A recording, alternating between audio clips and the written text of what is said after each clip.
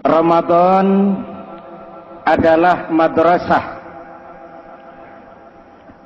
sekolah, tempat di mana kita banyak sekali belajar.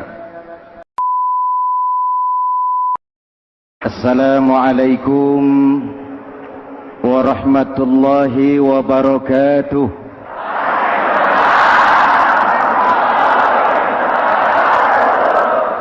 Alhamdulillah, wassalatu wassalamu ala rasulillah Sayyidina Muhammad ibn Abdullah wa ala alihi wa sahbihi wa mawala, amma ba'du.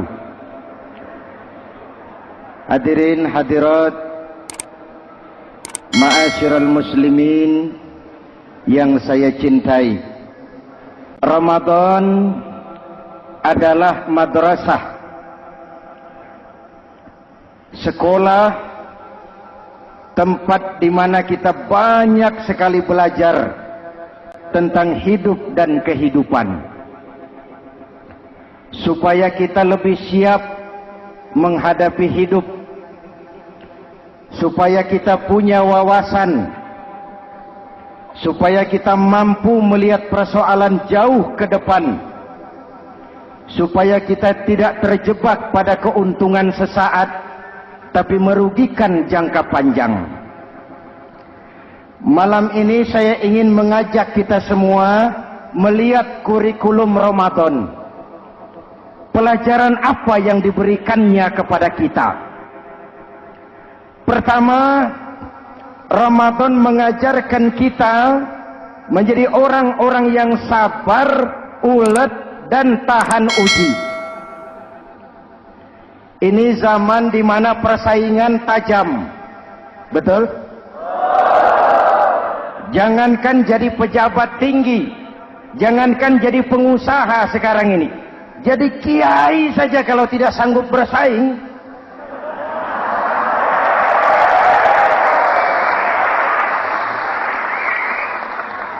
ini bahasa kasar tapi jujur. Karena orang sekarang hidup di zaman banyak pilihan. Akibat persaingan yang semakin tajam, orang sering kehilangan kesabaran. Kepengen cepat kaya, lalu tidak sabar. Makan renten, nipu orang, buka peternakan tuyul, korupsi. Sekarang ini kan lagi santer Bulog Gate jilid 2. Rupanya memang tajam uang Bulog itu. Bulog sudah memakan salah seorang mantan ketuanya, Bedua Amang. Bulog sudah memakan seorang presiden. Sekarang Bulog sedang mengarah kepada ketua DPR. Kita lihat hasilnya.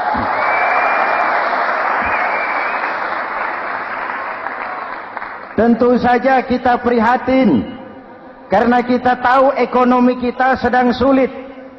Hutang melilit leher, tetapi pada sisi lain kita melihat enak saja uang mengalir puluhan miliar untuk sesuatu yang tidak terkait dengan kepentingan rakyat.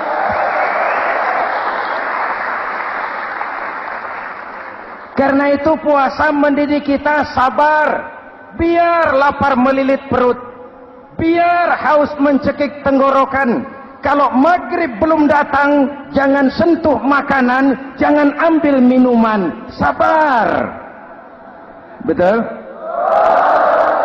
Ada waktunya. Lalu lintas itu macet karena kendaraan besar tidak mau ngalah, kendaraan kecil tidak tahu diri. Betul? Antrian di pasar kacau karena yang sudah dapat nggak mau minggir, yang di belakang dorong-dorong. Betul? Dimanapun antrian kacau, Bung. Kalau yang sudah dapat mau dapat lagi, yang nunggu kelamaan, akhirnya dorong-dorongan, kacaulah kehidupan sosial. Puasa melatih kita sabar. Karena sebagai bangsa kita punya latar belakang sejarah. Kita ini bangsa yang ditempa oleh segala macam kesulitan. Kita 350 tahun dijajah Belanda, sulit. Setelah merdeka, kita dirongrong oleh berbagai macam pemberontakan, susah. Lalu PKI berontak, susah lagi. Lalu berdiri Orde Baru, lama-lama susah lagi. Orde Baru selesai, muncul reformasi, masih susah juga.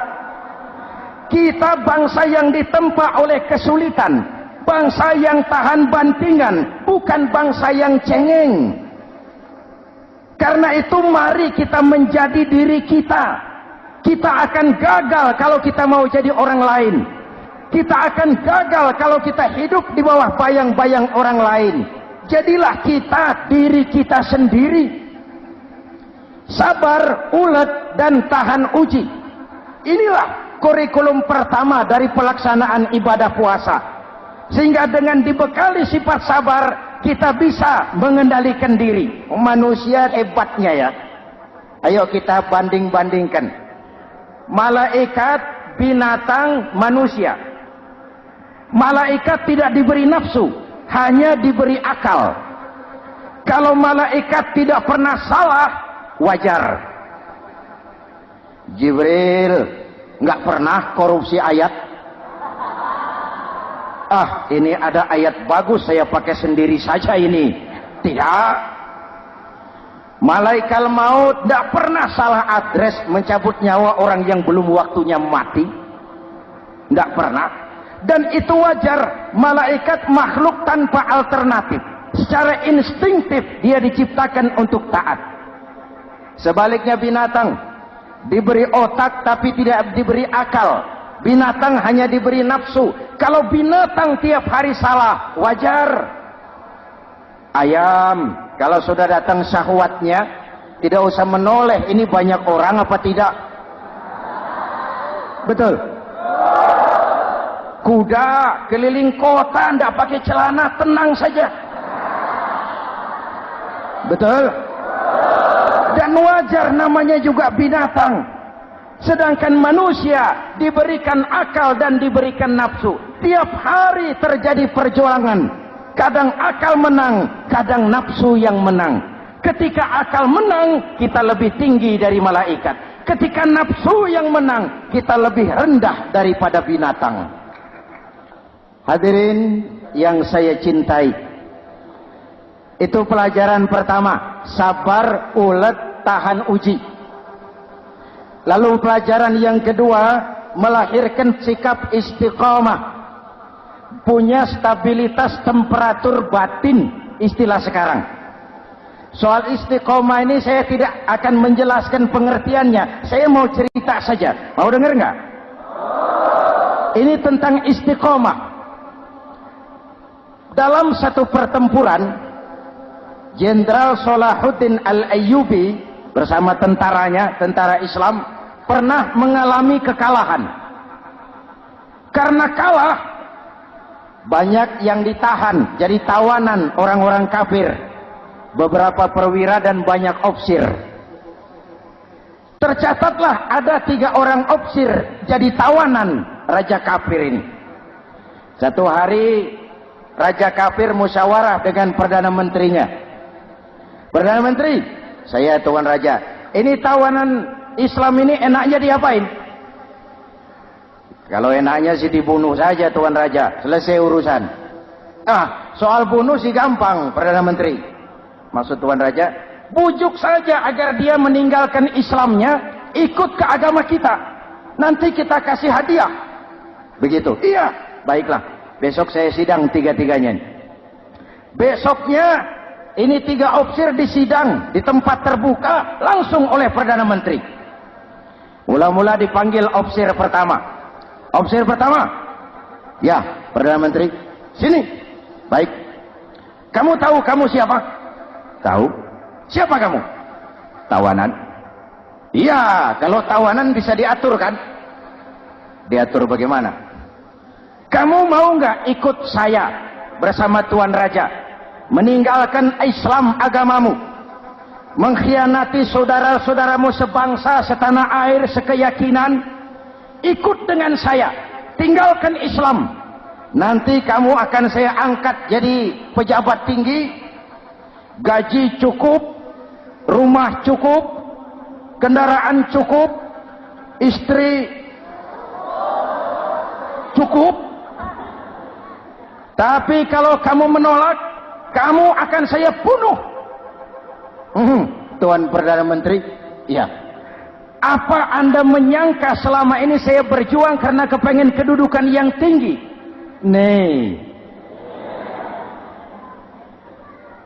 Tuan menyangka saya berjuang ini karena kepengen harta yang banyak, jaminan hari depan yang memadai? Tidak, Tuan Perdana Menteri.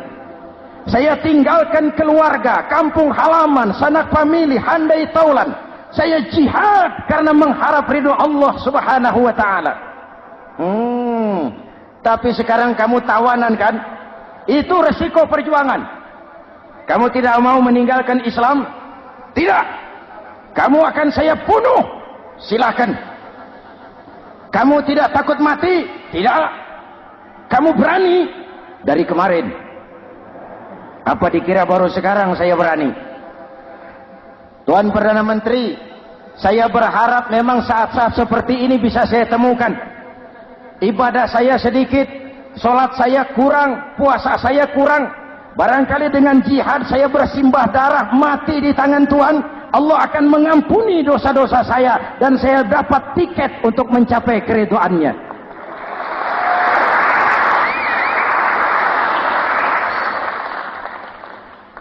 Gila kamu, biarin. Kalau ini Tuan anggap gila, saya bisa berbuat lebih gila dari ini. Saya bunuh kamu, bunuh. Algojo dipancung, dia. Ini terlepas kepalanya dari badannya, menggeluntung kepalanya ke bawah, jatuh bergelindingan. Itu kepala lepas dari badan, ngaji, baca ayat Quran. Sampai Perdana Menteri bingung. Minggir. Ini ada kepala ngaji. Ayatnya yang dibaca, ya ayyatuhan nafsul mutmainnah, irji'i ila rabbiki radiyatan mardiyah. Wahai jiwa yang tenang, kembalilah kepada Allah dengan diridhoi. Masuklah ke dalam golongan hamba-hambaku dan masuklah ke dalam surgaku. Matanya terpejam rapat, bibirnya tersenyum. Dia gugur sebagai syahid karena membela keyakinan. Dia istiqamah, tidak goyah oleh tawaran jabatan dan kedudukan yang tinggi.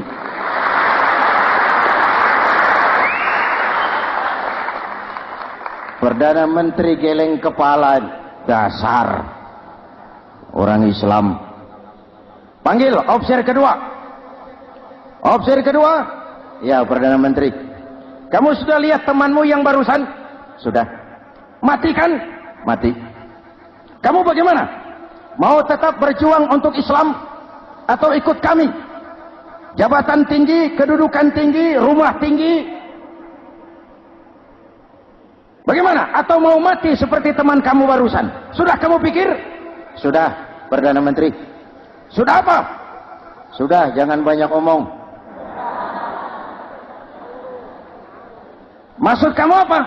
Saya sudah tidak sabar mau nyusul teman saya yang barusan itu. Saya tidak bayangkan bagaimana disambut oleh malaikat di surga, disambut oleh para bidadari di surga, menggapai ridho Allah. Oh, Perdana Menteri, sudah jangan banyak omong. Kalau mau potong, potong saya. Perdana Menteri bilang ini lebih gila dari yang pertama. Yang pertama masih mau diajak ngomong, ini malah langsung minta disembelih. Ayo, Algojo, potong. Potong lagi. Dia terpisah lagi kepalanya dengan badan, jatuh ke bawah, menggeluntung, ngaji lagi. Ayatnya yang dibaca, Wujuhun yawma izin nadirah ila rabbiha nazirah. Muka mereka hari itu berseri-seri kepada ridho Allah. Mereka memandang, bibirnya senyum, matanya terpejam, dan dia ajal dengan husnul khatimah, mendapat syahid karena teguh punya keyakinan, istiqamah dalam perjuangan, tidak goyang, tidak mencela dan mencele.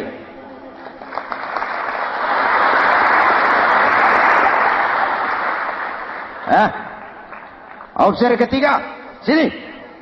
Siap, Perdana Menteri. Kamu sudah lihat nasib dua orang teman kamu? Sudah. Mati kan? Mati. Kamu mau seperti dia? Oh, tidak, Perdana Menteri. Saya tidak mau mati. Daripada matikan lebih baik hidup. Kamu mau ikut saya? Mau, Perdana Menteri. Mau. Gaji besar, rumah besar, kendaraan besar, istri.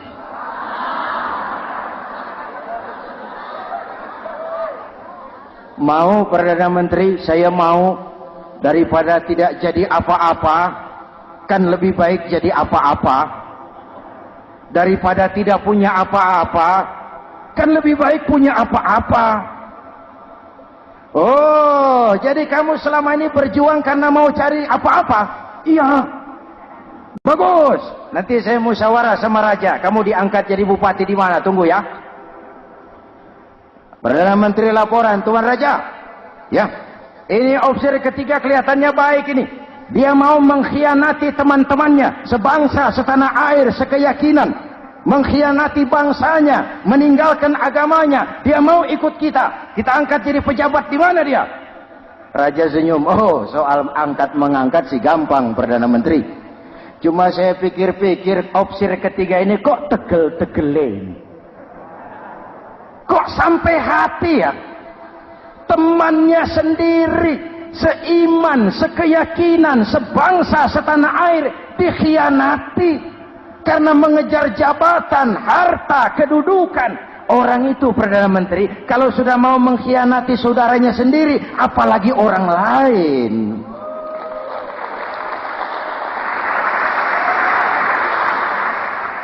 Ini opsi ketiga, ini opsi bejat. Anda bayangkan temannya sendiri dikhianati. Nanti kalau ada kesempatan, kita ditikam dari belakang. Jadi bagaimana Tuan Raja? Malah kalau saya lihat yang dua yang sudah mati itu orang hebat, Perdana Menteri. Punya pendirian, istiqamah. Malah kalau bisa yang dua itu dihidupin lagi. Loh, dihidupin bagaimana Tuan Raja, sudah kadang mati. Jadi bagaimana ya opsi ketiga ini? Bunuh. Buat apa piara benalu jadi duri di kaki nanti? Bunuh. Baik, Perdana Menteri kembali. Opsi ketiga, siap Perdana Menteri. Saya jadi bupati di mana? Bupati, modar sampean. Loh, saya mau dibunuh. Bunuh. Katanya kalau ikut agama Tuan, meninggalkan agama kami, saya akan jadi pejabat tinggi. Kamu opsi bejat, kamu tidak punya pendirian. Saudaramu sendiri seagama kamu khianati, apalagi orang lain. Potongan kayak kamu jadi pejabat, rusak negara ini.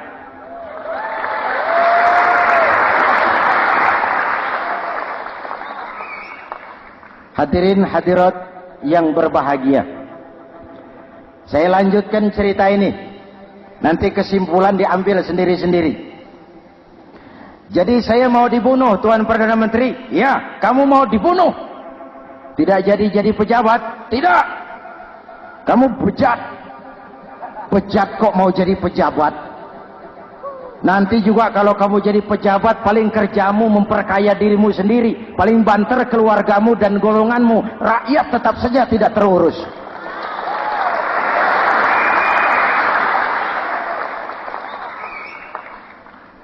Paling-paling kamu kalau sudah jadi pejabat tinggi, kerjamu cuma membuka, meresmikan, berkunjung. Berkunjung, meresmikan, membuka. Membuka, meresmikan, berkunjung. Lah kapan kamu ngurus rakyatnya? Bejat kamu. Jadi saya dibunuh, bunuh. Iyalah, kalau mau dibunuh ya saya bunuh, tapi saya mau Islam lagi ah. Terserah, mau Islam lagi mau tidak, kamu tetap akan dibunuh. Iya, saya mau Islam lagi. Ayo cepat. Iya Pak, saya mau syahadat dulu. Cepat. Iya Pak, asyhadu macet lehernya. Ayo cepat. Iya Pak, asyhadu tidak bisa mengucap syahadat. Ayo cepat. Iya Pak, asyhadu tidak tuntas mengucap syahadat, golok algojo keburu sampai di lehernya.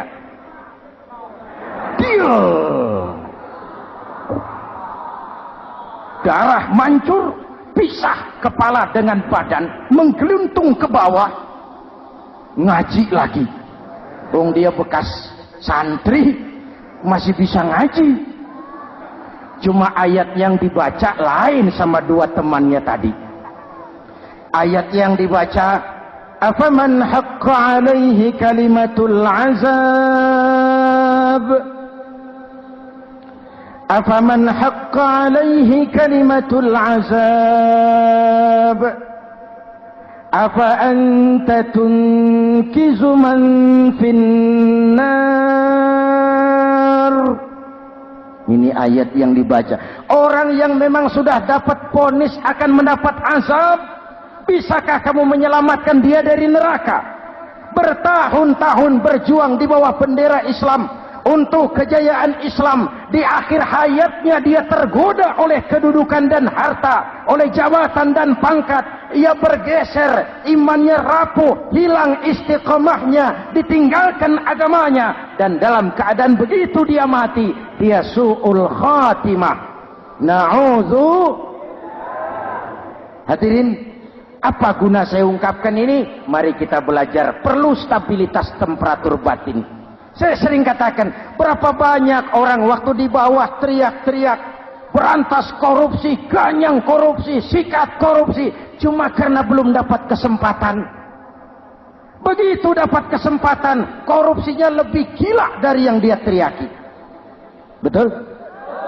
Waktu di bawah rajin baca ayat kursi, dapat kursi, lupa sama ayat. Betul? Betul? Ini yang memerlukan sikap istiqamah, konsisten.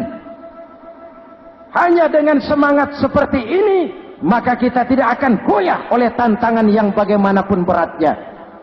Hadirin yang saya muliakan, Allah berjanji, orang-orang yang beriman kemudian beristiqamah, tatanazzalu alaihimul malaikatu alla takhafu wa la tahzanu, akan turun kepada mereka malaikat seraya berkata, kamu tidak usah takut, kamu tidak usah sedih.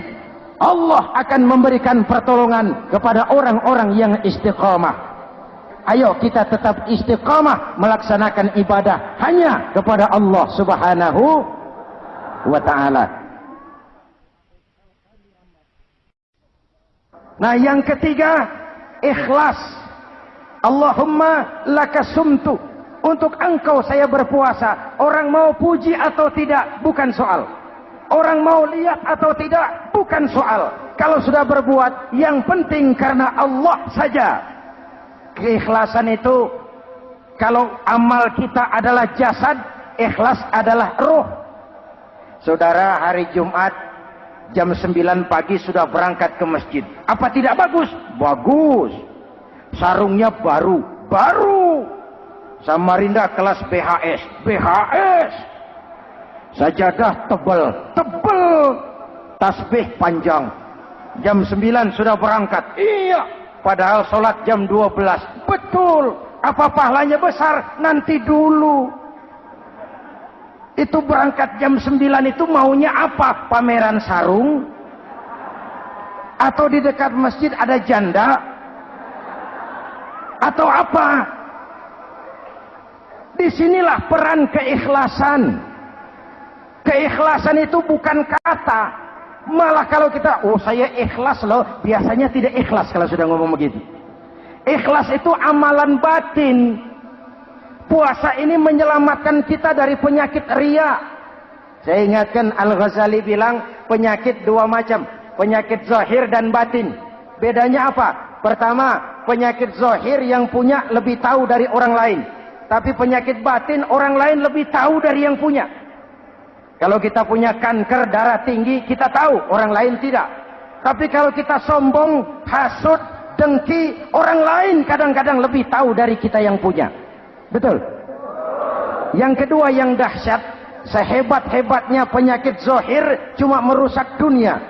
Penyakit batin merusak dunia, menghancurkan akhirat.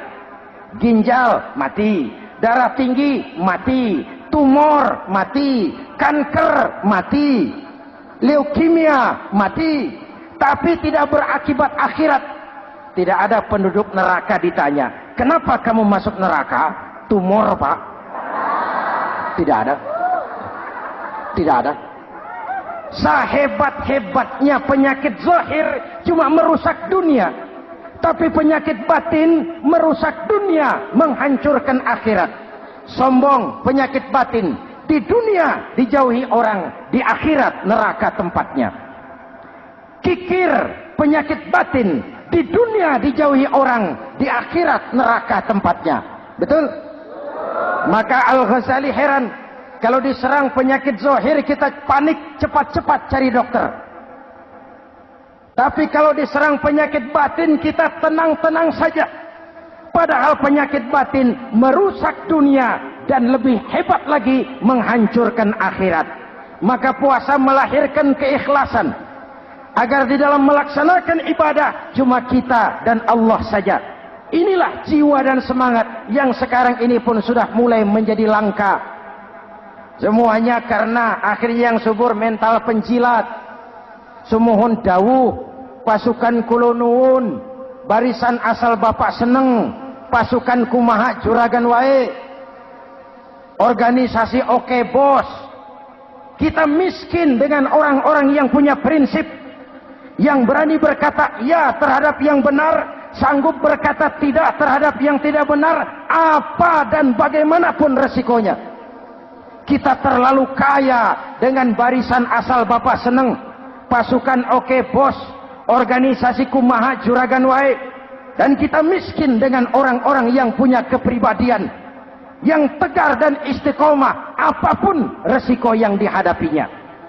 Jadi dengan keluar dari sekolah Ramadan, semangat keikhlasan makin tumbuh dalam hidup dan kehidupan kita.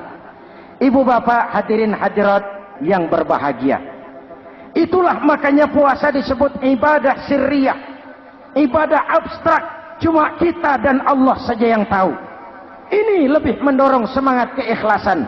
Kata Imam Al-Ghazali, "An-nas kulluhum mauta illa al-alimun, wal-alimuna niyamun illa al-amilun, wal-amiluna mughtarruna illa al-mukhlisun."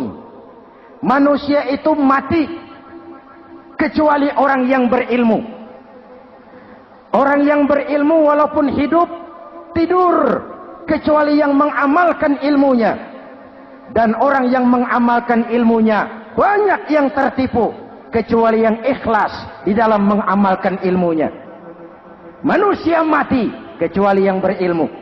Yang berilmu walaupun hidup tidur, kecuali yang mengamalkan ilmunya.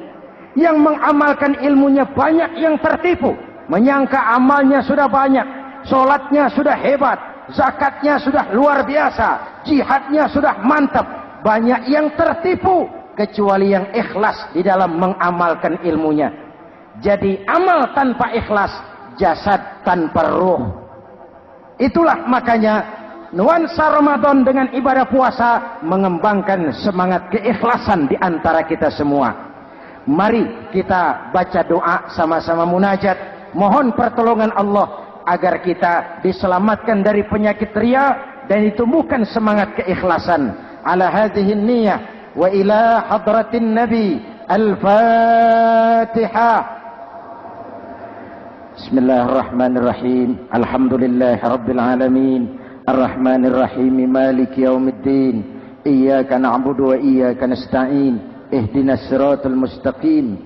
siratal ladzina an'amta 'alaihim ghairil maghdubi 'alaihim waladdallin. Amin. Bismillahirrahmanirrahim. Amin. Alhamdulillahi rabbil alamin. Allahumma salli wa sallim mubarak ala sayyidina Muhammadin wa ala alihi wa sahbihi ajma'in. Allahumma ij'al jam'ana hadza jam'an marhuma wa tafarruqana min ba'dihi tafarruqan ma'suma. Allahumma ij'al jam'ana hadza jam'an mashkura wa tafarruqana min ba'dihi tafarruqan maghfura. Allahumma ij'alna minas su'ada'il maqbulin wa la taj'alna minal ashqiya'il mardudin. Rabbana taqabbal minna salatana wa siyamana وقيامنا وتخشعنا وتعبدنا وتضرعنا وتمم تقصيرنا برحمتك يا أرحم الراحمين. اللهم أصلح من في صلاحه صلاح المسلمين. اللهم أهلك من في هلاكه صلاح المسلمين. Ya Allah, dengan sepenuh perasaan dan pengharapan, dengan segala keremahan dan kerendahan, kami bermohon kepadamu, berikan kami kekuatan zahir dan batin. Berikan kami kesabaran dan ketabahan, sikap istiqamah dalam mengarungi hidup yang penuh ujian ini. Karuniakan kepada kami pemimpin-pemimpin yang takut kepadamu dan sayang kepada kami. Rabbana hab lana min azwajina dzurriyyatina qurrata a'yun waj'alna lil muttaqina imama. Afdalu ma qultuhu ana wan nabiyyuna min qabli. La ilaha illallah.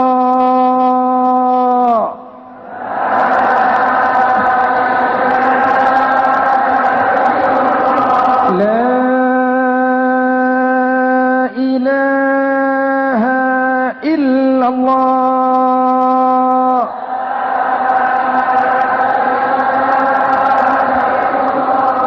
Muhammadur Rasulullah.